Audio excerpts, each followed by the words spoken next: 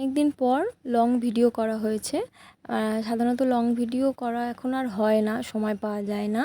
আজকে আমি তোমাদের আমাদের সবজি বাগানের সাথে পরিচয় করাবো। অনেক ফুলের গাছ আছে বাড়িতে, তোমরা সবাই দেখেছো, কিন্তু সবজি গাছ খুব একটা আমাদের বসানো হয় না। এখন মেয়ের জন্যই বসানো হয়েছে, যাতে ওকে মানে বাড়ির টুকটাক ফ্রেশ সবজি খাওয়াতে পারি, এই কথা ভেবেই করা হয়েছে। দেখো লঙ্কা গাছ, প্রথমেই লঙ্কা গাছে কিন্তু ভালোই ফলন হয়েছে, টুকটাক আমাদের খাওয়া হচ্ছে।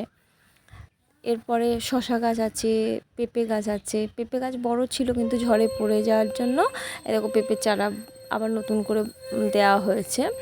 কিছু সবজি, পুঁই শাক গাছ, এরকম টুকটাক কিছু সবজি গাছ আছে। আর এই দেখো শশা হয়েছে। এই শশা গাছটার জন্য খুব খুশি, মানে শশা খেতে, গাছ থেকে তুলে তুলে শশা খেতে কিন্তু খুব ভালো লাগে। দেখো শশা হয়েছে।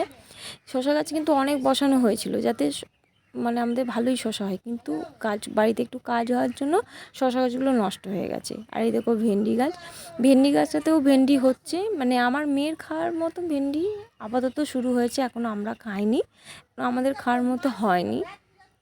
তোমরা আমাকে কমেন্টস করে কিন্তু বলো যে আর কি গাছ লাগালে ভালো হয়, কম জায়গায় হবে। দেখো কলার কাঁদিও হয়েছে, ওগুলো টুকটুক করে একটু একটু করে কাটা হচ্ছে। কলার কাঁদি একবারে পুরোটা কাটা হয়নি।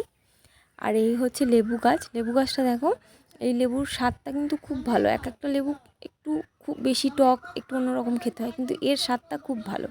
এই লেবুটা খেয়ে আমাদের ভালো লেগেছিলো বলেই একজনদের বাড়ির থেকে কলম বেঁধেছিলাম। এই দেখো পেয়ারা গাছ, পেয়ারা গাছগুলো কিন্তু আগে ছিল, আগে মানে পেয়ারা হতো না, ভেবেছিলাম কেটে দেবো, কিন্তু মেয়ে যখন থেকে পেয়ারা খাচ্ছে আমার, তখন থেকেই পেয়ারা ফলছে, সেই জন্য পেয়ারা গাছগুলো রয়েছে, কাটা হয়নি। মানে মেয়ের জন্যই হয়তো পেয়ারাগুলো ফলছে। আর তোমরা আমাকে কমেন্টস করে কিন্তু বলো অবশ্যই করে আর কি কি গাছ লাগালে ভালো হয়।